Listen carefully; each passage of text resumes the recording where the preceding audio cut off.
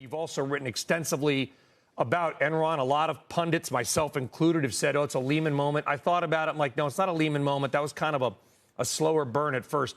This feels a lot more like Enron.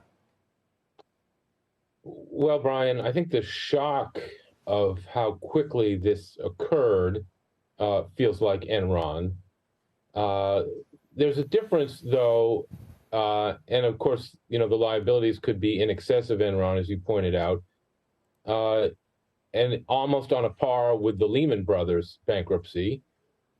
In some ways, though, it reminds me of the Bear Stearns bankruptcy and how quickly that disappeared in about a week. This was about the same time frame.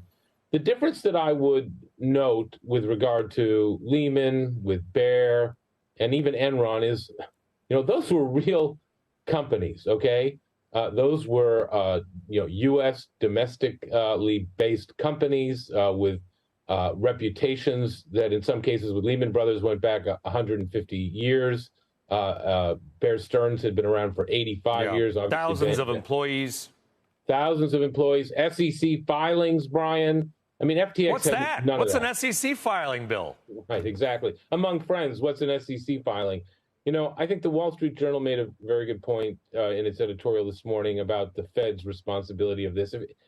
If the Fed had not had 13 years of zero interest rate policies, people wouldn't be looking around the world for, easy get-rich-quick schemes. And I think that's what Bitcoin has become, unfortunately. It's a very interesting idea and a very interesting technology, but really it was based on a greater fool theory. And I think all of crypto has been based on that. And I think that's probably maybe something that's going to save this from being too contagious. Because really, I mean, what did crypto do? What is it? You can't really Nothing. use it. It took money things, from right? It took money from smart people and gave it to other people that somebody had apparently had said was smart because they went to MIT. So how could they not be smart? And I guess it feels maybe Theranosian. Is that a term, Elizabeth Holmes? And we don't want to presume any liability or guilt here, but we do know there's a bankruptcy filing and everything. But I think if you look into Theranos, what Holmes was very... Theranosian. Yeah. I've coined that. You can hashtag it. Yeah. Was that she was very good at putting really respected people on her board, right? That if you sort of, questioned certain things about the business, there was cover there.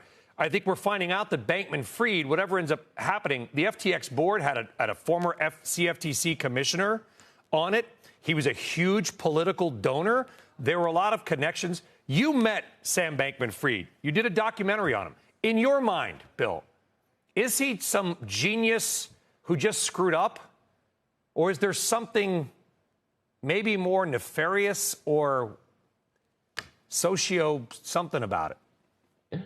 Well, of course, that's the potentially $64 billion question right now. I mean, he's young, right, Brian? He's just turned 30. He was supposedly the wealthiest person under 30 last December when I interviewed him. He was 29.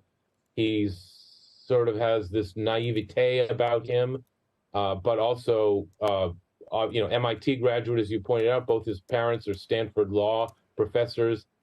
Clearly, was a Jane Street Capital trader. Obviously, quote unquote, brilliant, right? Did he do this knowingly? I mean, that's something that the Justice Department is going to have to get to the bottom of.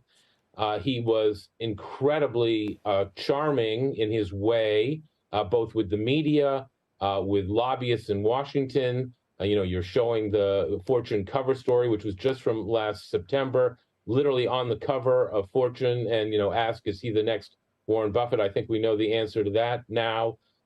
He charmed a lot of people, and the largest donor to one of the largest donors to President Biden in the 2020 cycle, a big donor to Democratic causes, philanthropic, effective altruism. Yeah.